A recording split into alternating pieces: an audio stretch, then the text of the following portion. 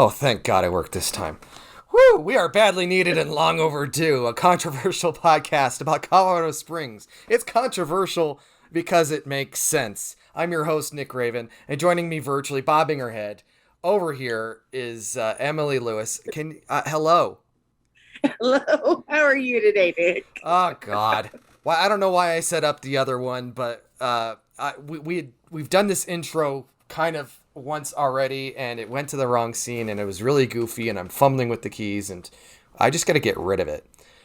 Okay. So We'll do anyway, that. yeah, we're gonna take care of that. So today on the show we have John Christiansen at the Chinook Center. So excited. So excited. So excited. Yeah, we had a really good chat with him. I just met him for the first. We'd met each other virtually before. But it wasn't until Pride that I got to actually meet him in person. I gave him the biggest hug. And, Oh, I know. It was lovely. yeah, it was absolutely lovely. So we're going to talk about the Chinook Center. We're going to talk about the police, to the extent that we can, but we're going to more broadly policy stuff like that. And just kind of other stuff about town. So Some city council things too. oh yeah, we got a beef corner coming up, and just a couple notes here. We talk about the creator of SWAT. John got back to me, and we did some research. Or he did the research. I just take the credit. It was Daryl Gates who created SWAT, and he also created Dare. So we're going to be talking about Dare a little bit. Keeping kids off drugs and whatever. And then also, if you're watching the video version, there's a stupid thing that I did. Where when I'm switching to the wide shot where there's the three of us, there's like a momentary flicker. You may not notice it. You may, whatever. I'm just letting you know that there's nothing wrong with your television. Do not adjust the X or the Y at all. You're fine. It was on my end, and I'm too lazy to edit all of those out. So you're just going to have to deal with it. That's the kind They're of going to be looking for it now. And they are. All the comments. All the comments are going to be about that. I know all of them. God, Nick, you suck. Why did you do that? Anyway, did you have any other notes as you take a drink before we go talk to John? No, I think I'm good. Let's go do it. Let's go do it. Let's go talk to John Christiansen with the Chinook Center. Yes.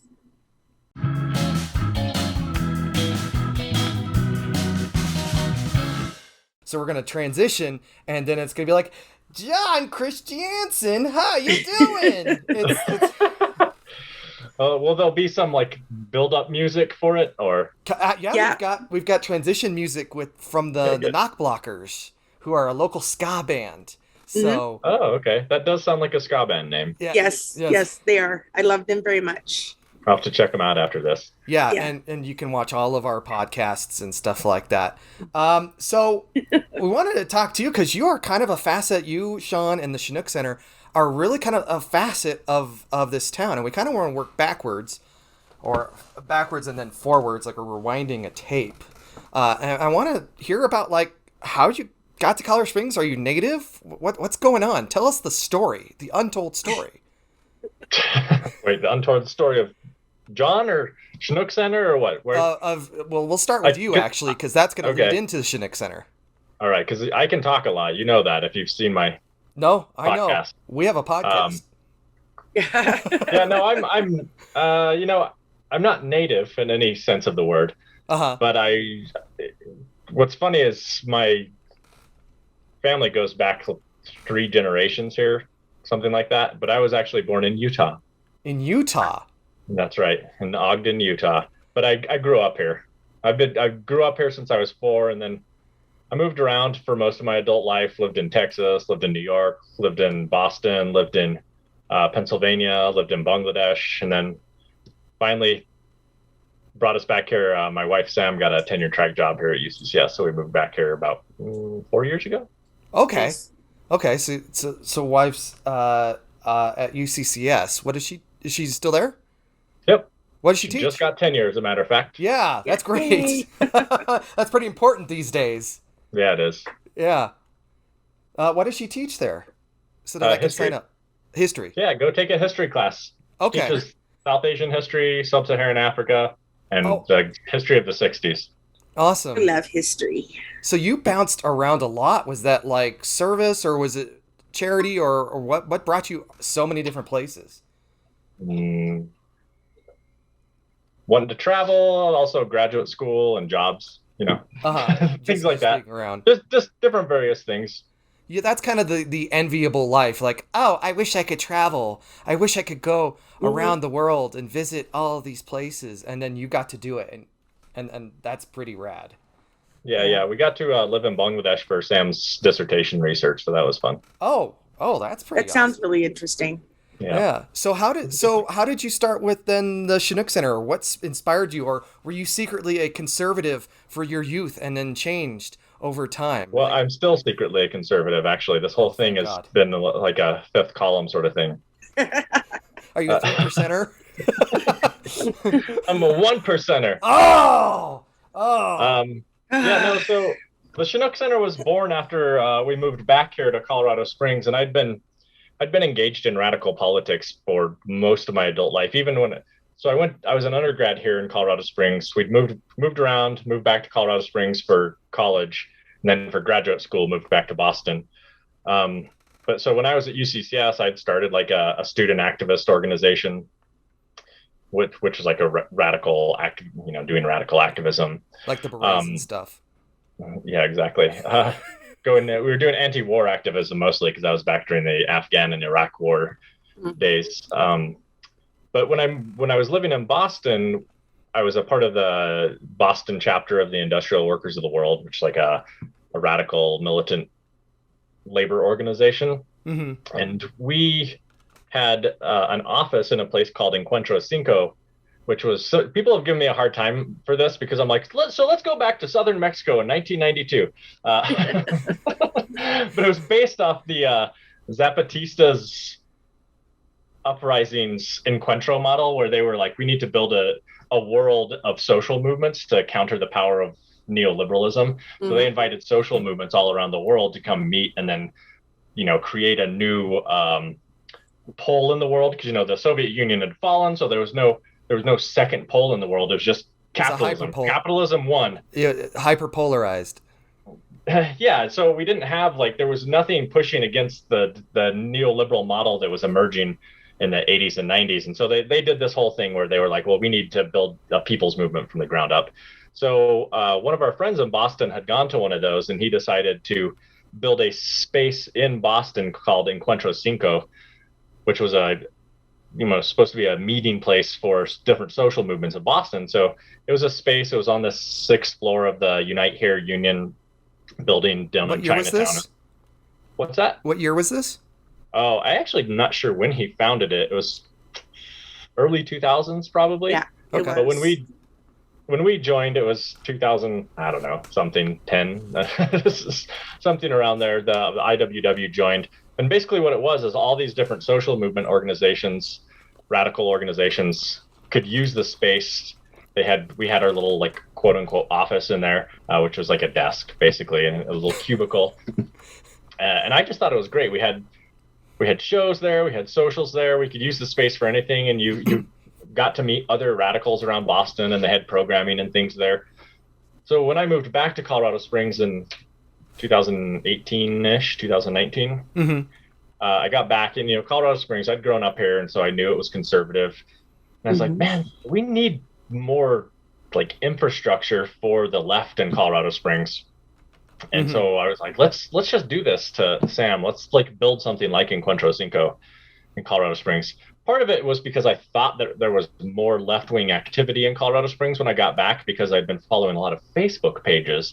Turns Oh. out a lot of Facebook pages aren't real world organizations. They're just No. Facebook pages. Yeah. So we made a list of all the groups that we knew of, and it turns out only a few of those were actual in-person groups rather than just pages that were sharing memes or whatnot. Uh-huh. So we got together a group of folks that it was myself, Sam, Jared Benson from UCCS. He's a radical professor up there. Mhm. They're gonna be mad. There's a guy, Eric Verleau, who we knew from back in the days of the anti-war movement. He used to own Tunes and Bookman. Amy Gray, who Jared suggested we bring on our board, Alex Archuleta, who is Amy still Gray, yeah. part of the executive team. Mhm. We kind of got together and like, okay, how are we going to do this? And so we started figuring out how to create something like the Chinook Center. And of course, the biggest thing was money.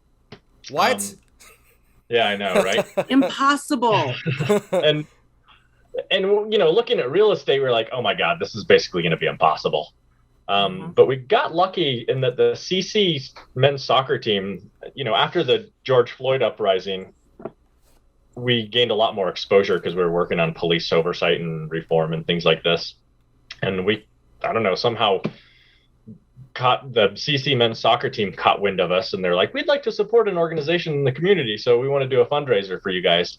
For you guys, for this leftist rabble rousing. Chinook Center, yeah. Yeah. Okay. So that was about the time we brought Sean on. Okay. Because we met Sean doing organizing around the Von Bailey's murder. Mm-hmm. And so we're like, well, he's like a real charismatic guy. He knows a lot of people in the community. Let's bring him on. So then, the CC men's soccer team did a fundraiser for us, and that was enough to get us over the edge to be able to sign a lease and create the Chinook Center as an actual space in the city for leftists to organize out of. Very jealous. So thank you to CC men's soccer. Yeah, hey, I mean, help comes in all sizes, shapes, and sometimes flavors.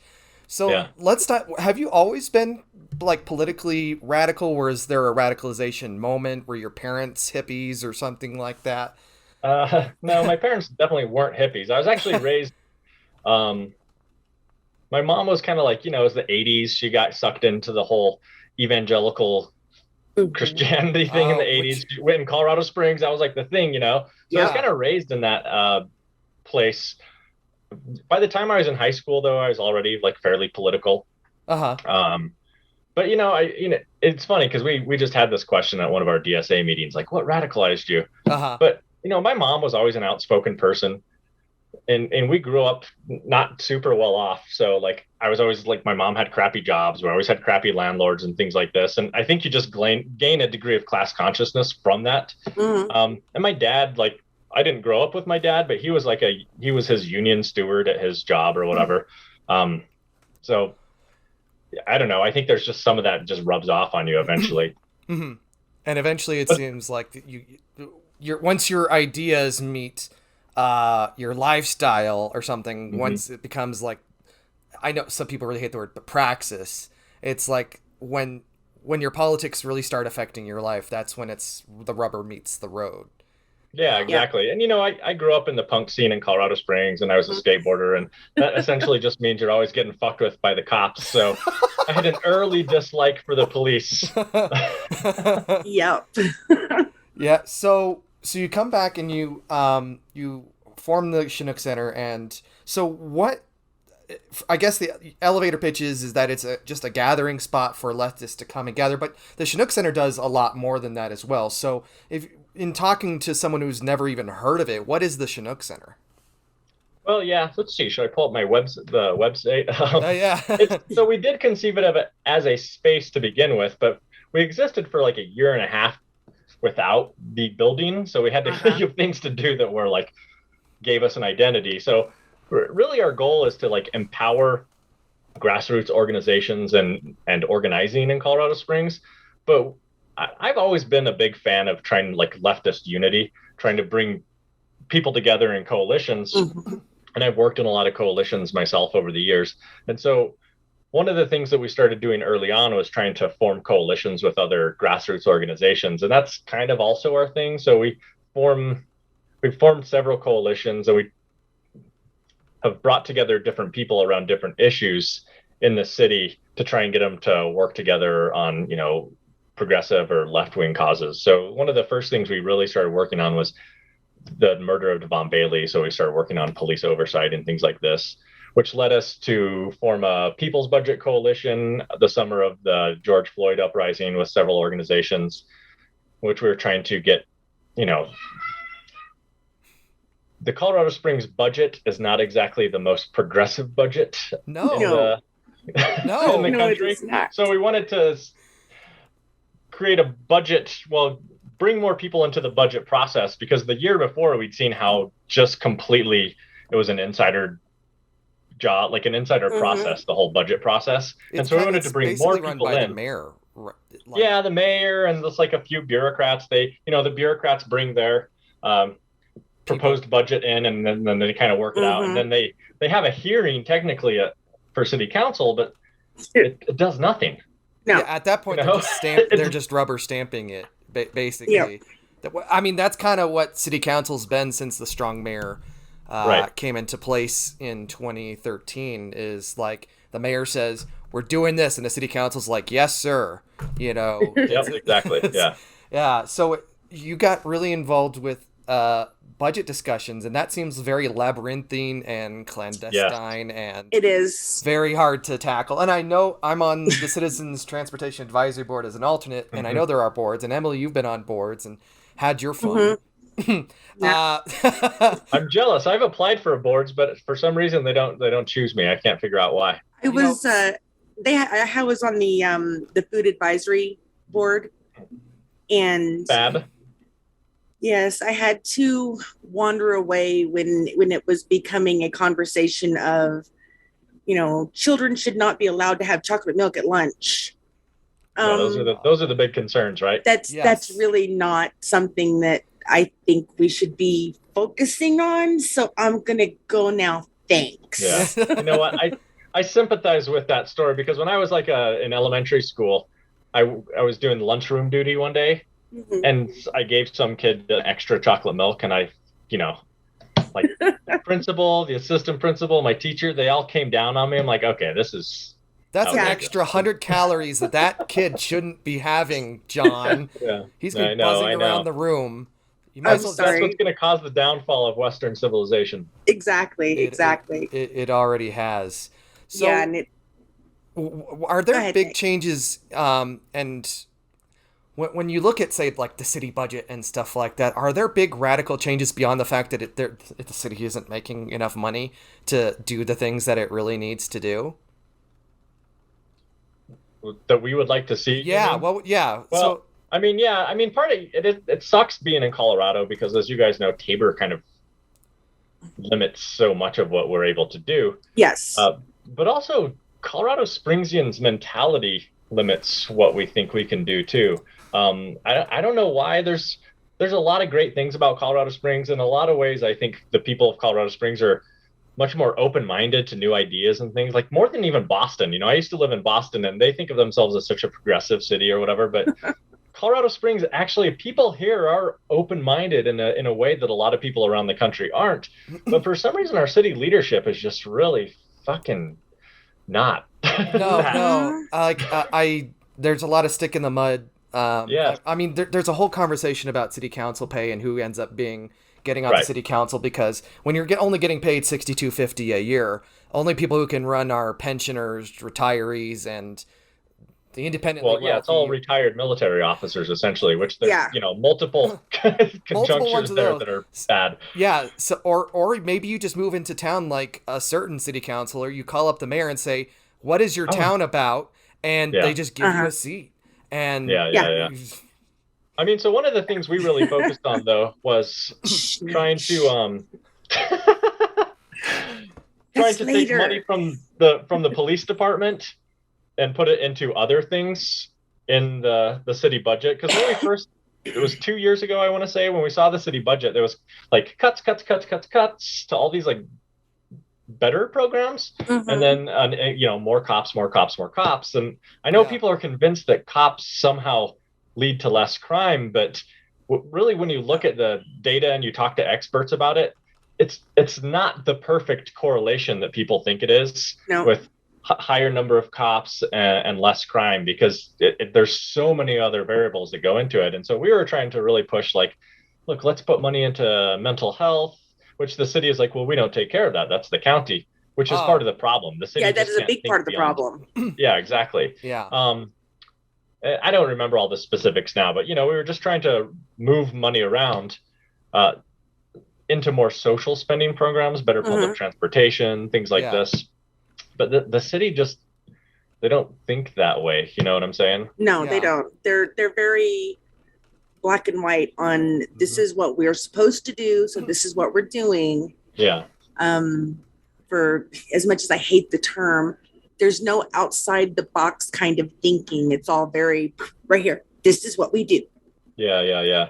And it gets really difficult to expand things when the ones in charge are like, well, I think it comes from there's like two sides to that, right? One is the conservative, like the regressive, like we should run this town like it's basically Calhan with that kind of rural infrastructure requirement. And then there's the other side that are leftists, but they're like, man, we're never going to get what we want, so why even bother? Liberals are very defeated in Colorado Springs, which that's when I moved back, that's one thing that struck me is that Colorado Springs isn't the city I left back in, the early 2000s. When I got back, it was like it had grown, it was more progressive, things like this, but there's both the conservatives in the cities and the liberals in the city are very much stuck in the idea that this is still 1996 Colorado Springs. Yes, which was very different from even, like 86 Colorado Springs. Yeah. Honestly, I think 86 Colorado Springs in a lot of ways was much more progressive than we have been in a really long time. Because I grew up mostly here in the Springs. Been here for very many years. You've seen some stuff. I've seen some stuff. Yeah. But yet, when the evangelicals came in, that's when the dichotomy of Colorado Springs got really weird. Yeah. And we talked with really Roger weird. Butts about he's a Unitarian minister, but he's a progressive Christian, and so talking with him about religion in Colorado Springs was very enlightening. And as a former conservative Christian myself, evangelical, I get it. I remember being on the dark side as well. Now you came back in 2018 after all the 2016 stuff had happened. Do you watch the local like Dems, the El Paso County Dems at all? Because there's the Chinook Center, DSA, the leftist organization, and then it seems like there's kind of a disconnect, even if you know all those people, between that and then the political apparatus in town. So I don't know how you connect with that at all. Yeah, I mean, I know, yes. I mean, you kind of have to know about Democrats and know Democrats. I mean, it's funny because John is constantly reaching out to, oh my God, sorry. Yeah. Uh-huh. Reaching out to DSA and myself and things and trying to get us to work closer together. And whatever. I'm like, I don't have strong feelings one way or another about DSA working within the Democrats or not working with the Democrats. I know that's like a big thing in DSA because I'm a DSA member. Mm-hmm. DSA, Democratic Socialists. Democratic Socialists of America. Yeah, okay. Yeah. What Bernie says he is, but is not really. Yeah, Bernie's more of a social democrat, but it's okay. We still love him. He spurred a lot of people. I don't know if you want to speak to that as well, especially in the past 6 years. Yeah, I mean, I don't know. It's different because I started doing activism back in the early 2000s, and there's like more people that are identifying as like socialists, I guess now. Like that was really hard. I didn't know very many other socialists back in 2000. But it's sort of different too. I don't know. There's a confusion for a lot of people that think they're socialists when they're, actually maybe just progressives or liberals. Yeah. And so we get a lot more of like having to deal with that. And I don't know. I have to deal with that in my classes too, which just sometimes I'm just like, I don't want to deal with this right now. I don't want to explain politics to you. I don't want to get pedantic about who's doing what. Yeah. And I think that is also very confusing because, Bernie's always said, I'm a democratic socialist. And then, as you say, he's more of a social democrat. And I think like that's an entire thing, especially among, obviously within left-leaning circles, but definitely in right-leaning ones where socialism is communism, is the end of the world, is, totalitarianist regimes, et cetera, and then having to sort that out is practically impossible. So I do not envy you as an action. I'm a social democrat. I like to right down the middle. Right. Okay. No, that's not. I mean, I appreciate that you think social democrat is right down the middle. Yeah. That's good though. That's good. Some good perspective. There we go. I tend to be a little more radical there, but that's okay. Yeah, we're working on it. But I used to be an anarchist, so I have friends that are anarchists. I'm 99% sure my teenager is also, honestly, an anarchist. It's a spectrum. It's popular again. Yes.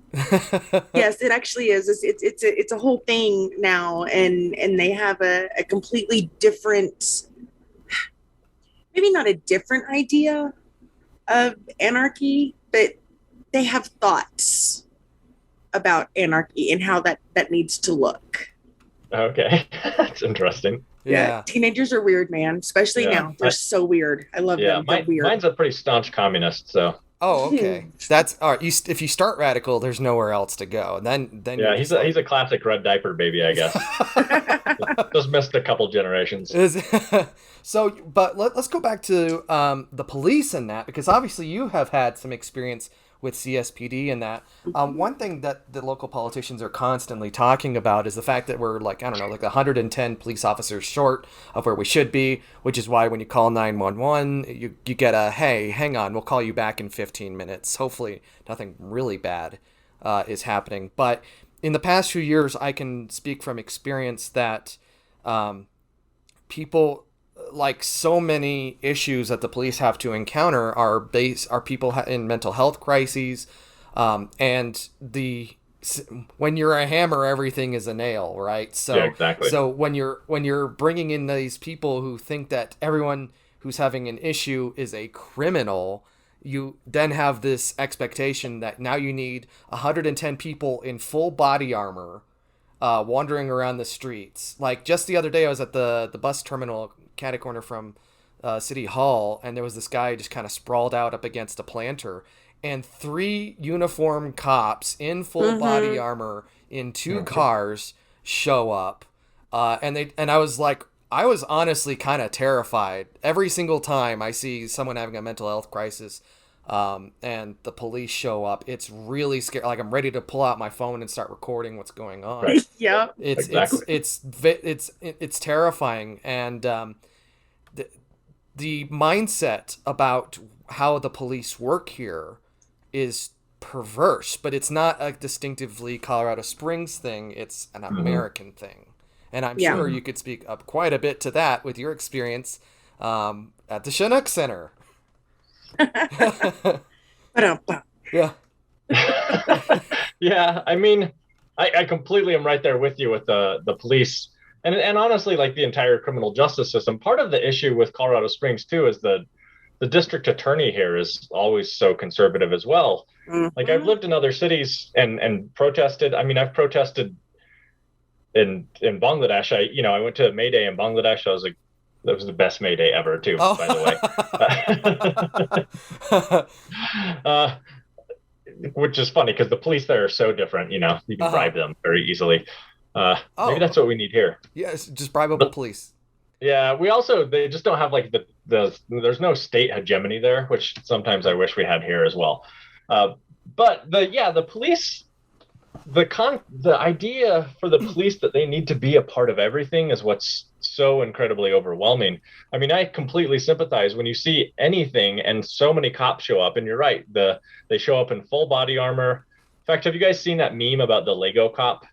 That's like the evolution of cop. Evolution of the cop over time, and it just it starts as I don't know, those it's like officer friendly or whatever. Officer friendly, and then now they're like soldiers essentially. Yeah, they're like, he's got a scowl on his face. I'm like, it's perfect. That's exactly what's happened. And I think what for a lot of especially older people don't realize is that in fact policing has changed significantly over the last 40 years. And so while I still I'm still critical of policing prior to the new turn, it's a lot different than it used to be. People believe that the police are just like the friendly cop that's like walking the beat in your neighborhood, but that hasn't really been the case since the 1970s at least. Yeah. Yeah. Not earlier. And the idea too that they're stopping, or that crime has changed in some significant way. Like, admittedly, okay, we have way more guns in the United States than we did in the past, which, like, I'm not a fan of personally, but It's pretty absurd, that is actually. like, what's that? It's pretty absurd. Yeah, And I say that as someone who has owned a gun and that. So yeah, and I'm not like personally like anti-gun necessarily, but like people are kind of obsessed with them. It's it, sort of silly, you know. Yes. have you seen that It's- photo it's series? become a whole thing Yeah. of if you don't support my right to own 650 guns that soldiers use out in the field, Right. then you're anti-gun. Right. Yeah, Or you or don't have a sticker of your gun family on the back of your pickup truck or Right. whatever, which is just like that's the values that you're reflecting with that. There was a photo Mhm. series that was up, but it was basically the like high-end gun owners. It's just them laying out all of their firearms, and it's you have this couple or so, they're standing in their driveway, and it's just loaded Yes, with I've seen rifles those. and Yes, firearms, yeah. and they're up on the roof and they're around the pool, and it's like that's absolutely Outrageous. not the solution. Yeah, it's so dumb. Yeah. Mm-hmm. So that's a legitimate thing. I think that there are more guns in the world, but the police, they started in LA in the 80s, I guess, that moved towards the model of like the occupying army of the police. Mhm. Like that Right. model spread mostly around the rest of the country, and Colorado Springs really took it up as a model. They don't, I want to say 3 or 4 years ago, went to the city budget meeting, and we asked the police if they were gonna get more funding, would they do community policing with that? And Niski was Mhm. like, no, we have no plans to do community policing, Yeah. which was like, that was a successful in Boston and lots of other cities across the country. But the Springs Police Department they think that they have to send a bunch of armed cops to a lot of different things. A crash, if you have a fender bender, why do you need the police there? because Mm-hmm. they're Why, criminals. right. Everyone who wrecks a car is a criminal and has at least 15 pounds of cocaine in their trunk. That's how it works, John. Mhm. Yeah, exactly. If you crashed, it's probably because you're a drug dealer. Exactly. Yes. Going to Or Manitou, if getting you're- that hot CBD, getting a little chill, But there are just so many situations that the police don't need to be there for. They can Mhm. significantly reduce their footprint in society so that when they do show up, it's for things that are like you might actually need a cop for, like a shooter at a fucking elementary school, right? Yeah. That Right. they don't show up for. Like that's the one thing where it's like, I don't know, trained professionals with body armors and high-powered guns might be a thing for that. But That otherwise- might be where they belong. But it wasn't Yeah, that but kind of like otherwise it's not like a thing that you need daily in your life, because there are so many other people that can step into these situations. Mm-hmm. But what do you think about like then SWAT? Because that was another big thing that came out of LA was you would have I guess they're standard cops now, but they were Right. basically soldiers that would come in after that Hollywood shootout, Daryl Daryl Glenn. Yeah, the creator No, not Daryl Glenn. Daryl. Daryl Harris or Daryl, and I can't remember. Yeah, but he also created Dare, which was also an amazing program. But the idea of you have this specialty team where everyone else can be officer friendly, but then these guys are the ones with the battering rams and Colin Right. Farrell and Samuel L. Jackson. Yeah. It's a great movie. I don't know if you've seen it, but it's pretty I don't know fun. if I've seen it either. You should. But the idea is that it used to be segregated. You just had officer friendlies in just plain clothes button downs, and now everyone is ready for war. And it's this kind of over leveraging, like, well, gosh, wouldn't it suck if the one time that the cop didn't have the full body armor, they were the ones who were shot and killed Right. in line of duty? And it's Right. that like paranoia. Well, essentially. and I know this sounds heartless, but a lot of the extra money that cops are getting nowadays is to protect them. It's not Mhm. to protect society. It's to protect them against society. Yeah, And like, exactly. I'm sorry, that's what you signed up for, man. Yeah, that's your job. Your job is to put your life and yourself on the line to protect the community from actual criminal people, Mhm. not the homeless guy who's having a mental health crisis. Right. That's not. Because I'm downtown, Mhm. and I'm right off that little trail system. Right. We get our share of unhoused, that wander past, which is fine.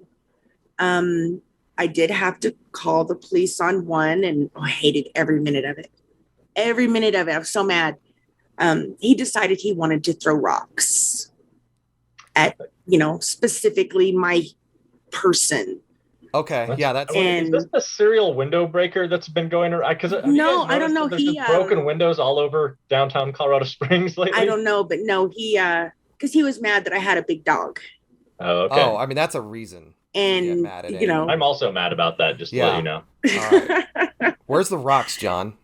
Yeah. Right. Jeez. But yeah, so I said I had to call the police on him, and they did show up relatively quickly in a completely overblown, manner. There were probably 4 police cars, and everybody's getting out. I mean, he doesn't even have on shoes. I'm gonna guarantee that he does not have a gun. Right. Yeah. It's just not. If he had a gun, he would have shot me instead of throwing rocks at my head. Or he sold his shoes to get a gun, and who knows how that's going to happen. You know what? That is exactly probably what happened. But and like I said, it was someone who was having a mental health crisis and needed, and probably still needs, some kind of mental health intervention. That kind of support. And I would love to see with our police force the inclusion of these, I guess mental health cops, essentially. Well, there are there are other departments where they are integrating social workers and mental health people into that. And but they don't. But they don't show up. Well, here in town, there's only like 2 or 3 teams. Yeah, they created a few teams like the Star team up in Denver and the Cahoots up in Eugene, but they insisted that they would have to have cops as part of those teams, which is not the case in Denver or Eugene. Well, the whole idea is to not have cops show up, because to not have not have these people who, as I think as a cop, every interaction is a possible altercation. Exactly. Yeah, exactly. And we need to be able to look at that differently. But we're not training our police officers to do that. Right. We're not hiring people really that even have the ability to do that. We're hiring and bringing in these I am cop kind of people. It's kind of an escalation by proxy, really. It's like mentally, I like to think about, you were talking about gun ownership and stuff like that. And there are so many things that have happened as a result of just so many people owning so many more guns. It'd be like if the founding fathers had said there was a private right to own dynamite because the enemy was made out of brick or something, and you really need dynamite against this kind of particular opponent, even though this was, like 80 years before dynamite was invented. So now you have kids that are like walking around with bricks of C4 with little fuses in their pockets, and that you can just get a vending machine. And if you tell someone that their explosives are not valid because every time something bad happens, you blow up a neighborhood, they're like, no, man, you're suppressing my freedoms. Right. Yeah, exactly. And I think that's just an entire spectrum there versus knives or whatever. We've been talking about the police, but are there other city policies or things that you or the DSA or the Chinook Center take a look at and say, like, there's another way that we could be doing this, and we're really advocating for this kind of change? Yeah, I mean, I think the other big thing that we have really focused on is the homeless crisis and housing. Because Colorado Springs, again, they don't really think outside of the box with things. And they, we got into a little argument with Southers at the Juneteenth 2 years ago about housing. And he was like, well, the city of Colorado Springs isn't in the business of housing, which, I'm sure a lot of city leaders say that across the country because the government doesn't see themselves as like, that's not their job, despite the fact that they'll take money from the state and the federal government to do it. Yeah. They don't see that as their job somehow. Because they just want to leave it up to the private market. But like clearly the private market is failing with this. There's no incentive for people building and selling and renting houses and apartments to bring down their rents. I mean, why? I mean, I'm sure at some point they'll reach a crisis. But the thing is, I don't know if you guys have been paying attention to the news. The housing bubble is, it's not bursting necessarily, but It's collapsing a little. Yeah, exactly. And now all of them are like, well, we're going to have to slow down building because we can't be as profitable. Yeah. So this idea that somehow like the slowdown in the market is going to create more affordable housing is ridiculous, because all they're going to do is retract building so that they can keep their profits at the same level. And I mean, this is something obviously that just drives me bad as a dirty commie, is that we never talk about the fact that everything is just about squeezing as much profit out of everything as possible. 100%. Exactly. So 100%. We just think about the world in that way. And, you know, we're not getting anybody like that. The city hall, no, in City Hall in Colorado Springs, that's questioning the fundamentals of quote unquote free market capitalism. Go ahead. Oh, okay. I was just gonna anecdotal. When I moved into my apartment here downtown, I moved in December of 2020, and it was a little 1-bedroom apartment, and it was with utilities and everything else. It was like $840 a month. That same apartment, my little building got bought, and the new owner informed me that when my lease was up December of last year, that they were going to be charging me $13.50. Oh my God! For these same apartments, and I was like, they could, and they can. Yeah, well, exactly. Because what are you going to do? Yeah, well, I just moved upstairs and am only paying $50 more than, you know, I'm paying $1,400 for a 2-bedroom, as compared to, you know, Nick saw my old apartment. It was literally a hallway with a bathroom. Nice. It was super teensy. And yeah, and now they've turned almost the entire building into Airbnbs. Yeah, that is part of the. I mean, I have to give City Council some credit for that, is that they actually did push back on the Airbnb stuff a little bit, despite organized groups bringing, you know, trying to push back against any regulation of Airbnb. So I am happy they did that, because there was a lot of houses in my neighborhood here too. I'm just over on the west side that are just Airbnbs. Oh yeah. And you just have these transients that are just coming in and doing whatever. They don't give an F, and then they're out of there, and you know. And that's the thing, you know, we have there's 8 units in my building. Oh, we're just a little tiny, you know, spot. There are 2 permanent residents, or two units that have permanent residents in them, and everything else has been turned into an Airbnb. That's ridiculous. I mean, and it's a good location, but I was about to say that. Yeah, it is a good location. It's a great spot. That's why I love being here. But also, you know, right now we have broken beer bottles out in front. We finally had somebody show up to pull all the weeds, because it was starting to look like it was abandoned. Because, you know, as well as I do, not everyone who goes to an Airbnb treats it the way that it should be treated. There's cigarette butts everywhere. It's a freaking mess out there, and then nobody comes to clean it up. Right. Right. I mean, that's the wrong one.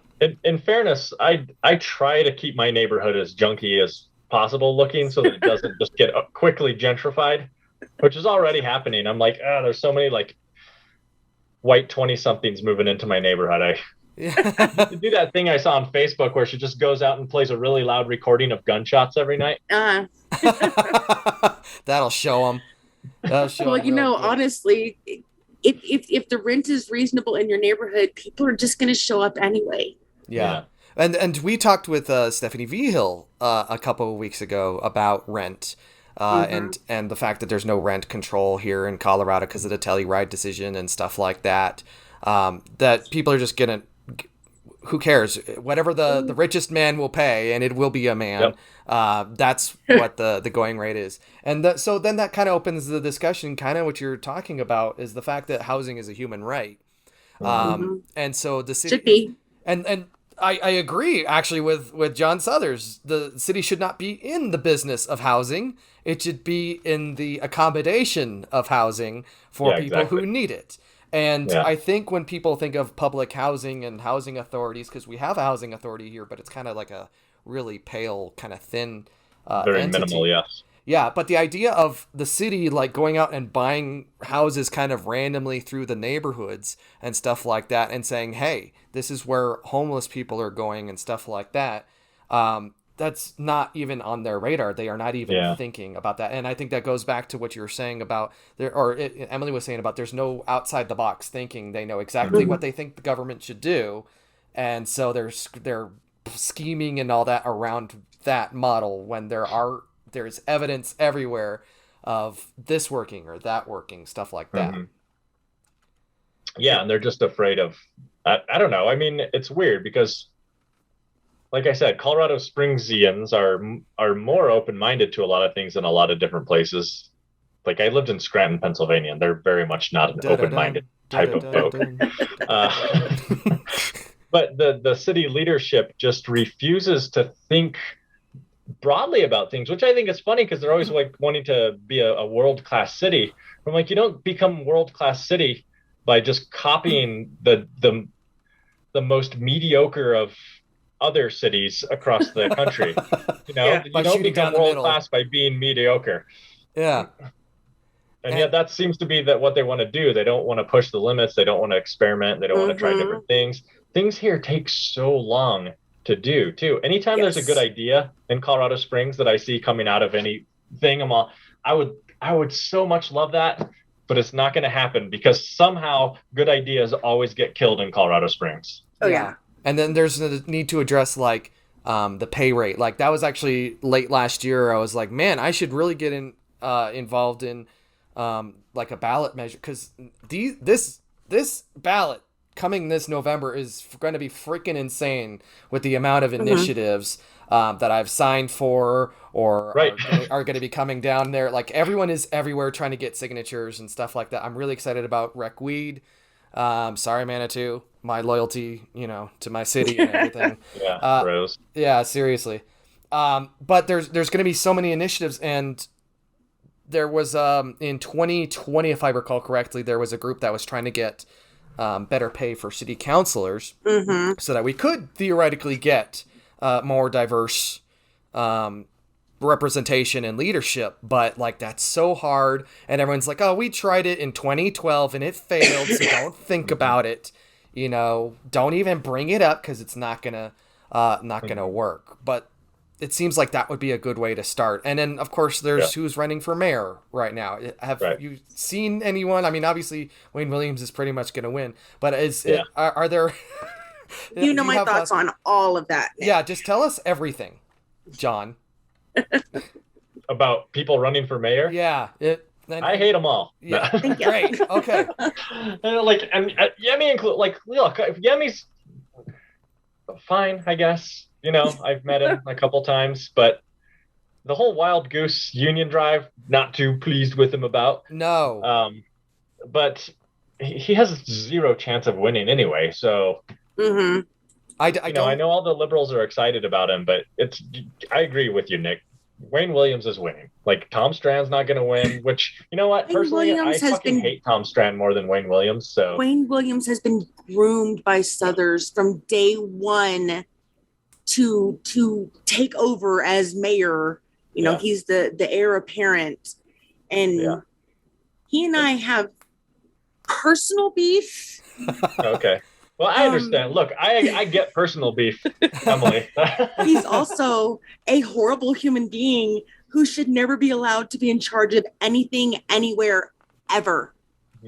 Ever. Well, that's good. I'm glad that because I met him at a housing meeting, and I was like charmed by him or whatever. I was like, well, you know what? I hate your politics. They're the fucking worst. But you seem like a perfectly nice guy. Ask him about people that need food assistance. Okay. God, see where he goes from there, and yelling so loud he's red in the face about the fact that poor people just need better food education. So that they can eat the right foods. We had a whole thing, a standoff in city council. Yeah, but mine was with Tom Strand, so. Oh, what's your beef with Tom Strand? Let's air the beef. Beef corner. Oh, is that a thing? Yeah, it is Can you have now. a little? I'm just Can gonna you put a have stamp on it. Yeah, the yeah, BNLO have beef corner. some beef patties rolling across the screen or Yeah. something too, please? And we're gonna That's put what in we could do for NASCAR TikTok. sounds. Yeah. Yeah. Beef corner with John Christiansen. This is my problem with Tom Strand, and this is why I prefer people like Wayne Williams over Tom Strand. Wayne Williams, I know exactly where he stands. Tom Strand is full of fucking shit. Tom Strand is a piece of shit that doesn't think he's a piece of shit. Mhm. I think Wayne Williams knows he's a piece of shit. I'm sure he, He's maybe okay with he doesn't it. think about it in those terms. Yes. He But knows Wayne he's Williams- horrible. Yeah, exactly. But Tom Strand, like, first, I mean, I've just had so many interactions with him that he's just he's so full of himself, too. You and But- Sean, as I understand it, have gone to city council and been talked down to by Tom. Yeah. I got a little heated one time when talking about their stupid no sitting lane Stand kneeling lie. ordinance. Sit And lie. I just basically was like pointing at each and every one of them, and I was like, "What would you do if you lived on the streets and then the police come and force you out of like the one place where you are?" I can't remember what I said. And he's like, "Whoa, stop! You don't need to raise your voice." And I was like, "Okay, dude." Yeah. Like, you haven't said anything to anybody else. And then afterwards, this is what got me. Yolanda Avila was literally like tearing up after that vote. She was like really upset. Mhm. And I went over to like talk to her and console her a little bit. And he looked over at her and he's like, "Well, this is maybe why you need to win more elections." Just like so fucking smarmy. Dickish. And it was literally weeks after they had selected Stephanie Fortune. Yeah. Mhm. completely against the will of everybody in our district. Yes. And so I just like lost it on him. Like, fuck you, dude. Like, A, don't be a fucking dick right now. And then you guys just literally like completely outside of democracy. You're Trumpers as far as I'm concerned. Mhm. To choose Stephanie Fortune. Yeah, you just decided this is who it was going to be. Yeah, exactly. And he and Sean saw me getting upset with him, so he came over and then we had a whole exchange with him, and it was Yeah. a little heated exchange. Yeah. But yeah. It's always fun when that happens, and I like to hear the the personal beef of people, just because, yes, again, we know that most of them are awful human beings, just in general, because if you weren't a terrible human being, you wouldn't think and vote and behave the way that you do. Yeah, exactly. But it's nice to have some anecdotal information about, oh, this is also what makes you crappy. Thanks. Yeah.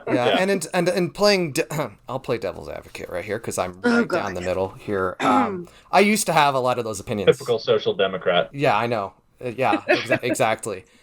Pay me. Actually, hang on. Fuck you, pay me. There we go. That's how it works. But when you're in that mindset for so long, and you're in an environment that considers that valid, kind of everything else seems like something you need to attack. And then, like, the smarminess, like, that's another, like, Reverend Al Loma on the District 11 board is the same way. Like, well, maybe next time you won't vote me in. And so, but I was saying earlier, the idea that the Colorado Springs should be run like a rural community and then have all the amenities of Denver, but then pay as much taxes as Callahan, you can't fucking do it. It's something's got to change, and I'm glad that the city is kind of changing in that way. Is there something? I'm gonna kind of close it out here. Is there something about Colorado Springs that you're optimistic for, and something that you, especially with you and the Chinook Center and the DSA, are working towards? I don't know, a bit broadly, or something you've got more discreet that you'd like helping the community with? I honestly, we don't have any like particular project that we're working on at Chinook Center. Well, you brought up the police. Obviously, we're still trying to hold the police to account for like surveilling us and spying on us and all this shit. Because you got some ideas. So that is still like part of our focus. It's just hard when we still have so many people facing charges that you can't really talk about a lot of stuff publicly. But that's obviously one thing that we're continually going to focus on. DSA is, the fact that even we have such an active DSA chapter in Colorado Springs, the fact that Chinook Center can exist in Colorado Springs, the fact that there's always events going on at Chinook Center, there are multiple groups that I think we have, like 9 groups in Chinook Center that are all like doing their things and building grassroots capacity and building up community. That the fact that all of that exists here, the fact that you guys have this podcast here, like these are all things that give me hope here. I don't want to like sound cheesy, but Colorado Springs is actually changing. And I think part of why it's so painful right now is because it is changing, and the old guard knows it's changing. They're trying to hold on. They're trying to keep it like their fantasy of Colorado Springs Calhan. But it's changing, and it's going to be really rough. But I think, coming out the other side of it, Colorado Springs is going to be so much better of a city, like the city that I always imagined it could be. Exactly. Because there is something unique and nice about this city, and unique and nice about the people of this city. And, I think that people have definitely felt disempowered in Colorado Springs for so long, especially liberals, progressive, leftists. They have felt so disempowered. But I think, over the last few years, they've just felt like, no, we're not going to take this anymore. And it leads to a lot of conflict, but eventually we're going to win. Like, I'm confident that we're going to win, and things are going to be better here. So that's what gives me hope. Just the fact that we have so much going on here indicates that we are on the path towards winning something here in Colorado Springs that's better, even if it doesn't always feel that way when you look at city council, when you look at the mayor, things like this. But, I actually know that there are some good bureaucrats in Colorado Springs too. There are, actually. We have we weirdly have the support of a lot of the silent support of a lot of bureaucrats in Colorado Springs. They appreciate what we're doing, and they help out and things like this. So that's one thing that I don't know, that gives me hope. Emily, did you have any last questions for John? Not really. I mean, I just I've been perusing the website as we've gone through, and actually think that John and I need to connect on a different Zoom. Okay.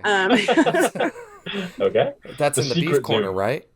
No. This is in the thing I'm not supposed to talk about. Okay, got it. On this, but is my whole. It's your thing. Awesome. Geez, now you got me. Yeah. We'll talk about it offline. Yeah. Okay. Once he hits the stop record button, we'll talk. Just by the way, don't ever message me via Messenger if you have any anything spicy to talk about, because CSPD. Oh, sure. Well, yeah, because that was a whole thing, and that was freaking hilarious. And I'm just that's nuts. I was gonna bring that up, and I'm like, no, I'm not gonna bring it up because I don't know what's happening with it. But no, that was a whole thing. All right, John, where can we find you on the internet? Or I know you guys got your own podcast, you and Sean, Just COS or Just Cause, I guess. You got to say Just Cause, because it's like, it works. It's a Just Cause. It's a triple entendre, possibly. Yeah. I don't know. Oh my God, I know. It's really clever. Yeah, we haven't been doing it lately. Sean's so busy, he's working multiple jobs now because it's such a fucking pain in the ass to live in this city. I'm sorry, we're allowed to curse on this? Yeah. Oh, thank you for asking as we're wrapping up, you jerk. Of course. That's going in the beef corner next week. Yep. Yes, you can curse as much as you want. Okay. Yeah, but we haven't been able to do it as much lately just because it's we all are trying to survive. But yeah, you can check out Just COS, Just Cause on YouTube or on Facebook, or come down to the Chinook Center. It's at Airport and Circle behind Taco Star. And you're actually right over there by the Come and Go. Yeah, across the street from the Come and Go. You have to go across the street and down and in the back. Mm-hmm. But those who are seeking you out will find you. You will find us. We're on Google Maps. I had to fix our pin on Google Maps, but it's in the right spot now. It was probably regressives don't go here. Yeah, exactly. Go to Come and Go. John, thank you so much for being on our little show here.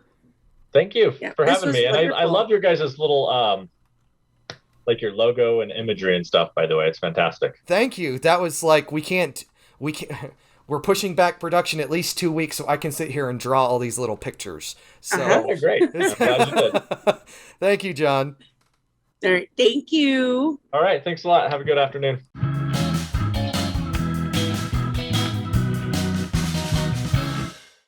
Well, that was a fantastic interview. Wow. No, it was actually really fun. I had a. It was great. It was very enjoyable. It was cool to learn a bunch of new stuff and understand the Chinook Center and see how open it is and what it has available for people. They're doing stuff down there all the time. I see it all over my feed. Yeah.